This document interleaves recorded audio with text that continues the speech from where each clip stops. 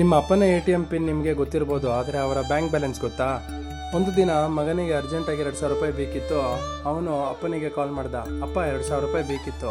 ಅಪ್ಪ ಒಂದು ಸೆಕೆಂಡ್ ಕೂಡ ಯೋಚಿಸಲಿಲ್ಲ, ತಗೋ ಮಗ, ATMನಲ್ಲಿದೆ. ಮಗ ATMಗೆ ಹೋದ, 2,000 ರೂಪಾಯಿ ವಿಡ್ರಾ ಮಾಡ್ದ. ಸ್ಕ್ರೀನ್ ಮೇಲೆ ಬ್ಯಾಲೆನ್ಸ್ ನೋಡ್ದ, 3,847 ರೂಪಾಯಿ ಮಾತ್ರ. ಅವನು ಫ್ರೀಸ್ ಆದ. ಅಪ್ಪನ ಅಕೌಂಟ್ನಲ್ಲಿ ತಿಂಗಳ ಕೊನೆಯಲ್ಲಿ ಉಳಿದಿದ್ದು 3,847 ರೂಪಾಯಿ ಮಾತ್ರ. ಆದರೂ ಮಗ ಕೇಳಿದಾಗ, ಇದೇ ಮಗ, ತೆಗೆದುಕೋ. ಅವನಿಗೆ ಆಗ ಅರ್ಥ ಆಯಿತು, ತಂದೆ ಹಣ ಕೊಡಲಿಲ್ಲ, ತನ್ನ ಸೆಕ್ಯೂರಿಟಿ ಕೊಟ್ಟಿದ್ದು ಅಂತ. ಮನೆಗೆ ಬಂದು ಅಪ್ಪನನ್ನು ನೋಡಿದ. ಅಪ್ಪ ಕ್ಯಾಶುವಲಿಗೆ ಕೇಳಿದ್ರು, ಹಣ ಸಿಕ್ತಾ? ಮಗ ತಲೆ ಆಡಿಸ್ದ, ಆದರೂ ಏನು ಹೇಳಲಿಲ್ಲ.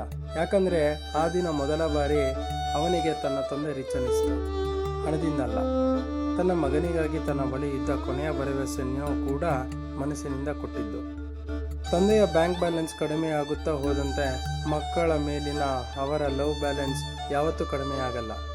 ನಾವು ಪೇರೆಂಟ್ಸ್ನಿಂದ ಎಷ್ಟು ತೆಗೆದುಕೊಂಡಿದ್ದೇವೆ ಅನ್ನೋದು ಲೆಕ್ಕ ಹಾಕ್ತೀವಿ. ಒಂದು ದಿನ ಅವರು ನಮ್ಮಿಂದ ಏನೂ ಕೇಳದೆ ಹೋಗ್ಬಿಟ್ಟಾಗ ಆ ಲೆಕ್ಕವೇ ನಮ್ಮನ್ನು ಕಾಡುತ್ತೆ.